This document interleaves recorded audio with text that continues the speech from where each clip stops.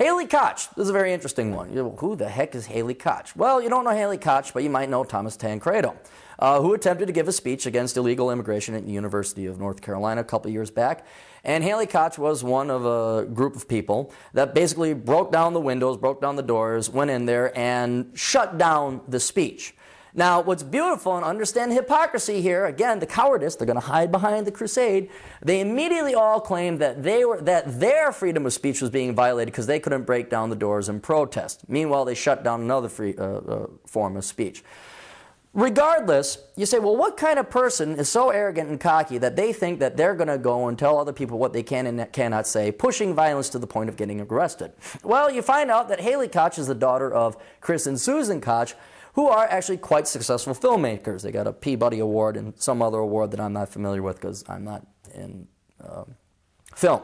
What does she major in? Performance studies with a sexual studies minor. That's very important because we need these people to help us get out of our financial crisis. All right. This picture of her that you see here, she was on a whirlwind tour, a world trip financed by a scholarship or something, and she's at some local African tribe where she's dressing like the natives. In any case, now she is part of, surprise, surprise, various anti-capitalism, anti-Western groups. Did it ever occur to her that maybe she's just too damn young and too damn stupid to know what's best for us? Never did, because it's more important that little Haley Koch, who went to Sidwell and Friends, look it up, she feels good about herself. And the rest of you, 299 million Americans, get to do what she tells you.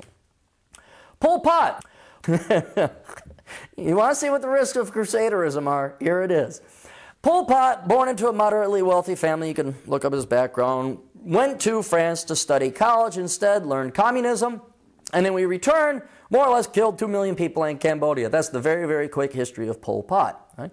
It didn't occur to Pol Pot that maybe his ideas weren't the best. It didn't occur to Pol Pot that maybe the economic utopia is trying to force down the people wouldn't work, because he never really cared about the socialist utopia. Pol Pot was interested in being a crusader and having point and purpose to his life. Right? And the consequences is 2 million people killed through the Khmer Rouge. Okay, another crusader, Nancy Pelosi. And understand, I know everything I've picked on so far have been leftist causes, but again, set that aside for now and take a look at this. Nancy Pelosi is the daughter of the mayor of Baltimore. Her father was also a House of Representatives member, I think. But basically, again, Nancy Pelosi just rode around in a convertible all day, didn't really have to work. Gets her Bachelor's of Arts in Political Science. Again, no real desire to work hard at life. Doesn't really care, well, isn't this interesting? I'm going to major in a hobby. Right? And if you look at her background, all right, most people would have accidentally fallen into the private sector and done a little stint, like a month or two. Nancy Pelosi has no private sector experience. She has no real world working experience. I'm not even working in the government. She has been in public office, a politician, the entire time. It behooves the question, why would you ever elect somebody like that who shares absolutely no experiences with the population? Right? But neither here nor there, 100% politician. Now, she went from daddy to hubby number one to hubby number two, joined the Democrat Party, participated in various political campaigns and activities, runs for Congress, inevitably becomes Speaker of the House. But we have a Speaker of the House who's never worked for a living. How do you get to that position of power in the United States of America? It's actually a testament as to what the condition of America is when we let a spoiled little brat like this into the third most powerful position in the United States government. Right? Barack Obama. I love Barack Obama. But again, here we see the traits and trends of a crusader. He's the son of a rather well-to-do economist. His father was a Kenyan economist. His mother was an anthropology doctorate. So again, we weren't starving, getting by. Gets his Bachelor's of Arts in Political Science with an emphasis in international relations. So again, you had no intention of actually working for a living, did you, Barack? Now, he did have 1 year of private sector experience at a company called Business International Corporation. I had more than 1 year experience shoveling poop at a greenhouse in Milwaukee. Which after he quickly became a community organizer, went to law school, surprise, surprise, taught in academia, surprise, surprise, and now is the President of the United States. How? And the reason he had, again, he could afford the background. He had a wealthy background. He could run for president. And frankly, he had nice pecs. That's how he got elected, and because too many kids watch American Idol nowadays. But again, a crusader. Barack Obama didn't become president because he thought he was the best qualified individual. If he was intellectually honest, he'd say, dude, I ain't got no real world experience. He's an ideologue. He's a politician. He's using you people for a career and money. You wonder why he plays golf all the time and he's flying all over the place? It ain't about the United States, people. It's about Barack Obama party time. George Bush, all right, again, being intellectually honest. GW, not 41. His daddy was the president. Okay, there's nepotism for you.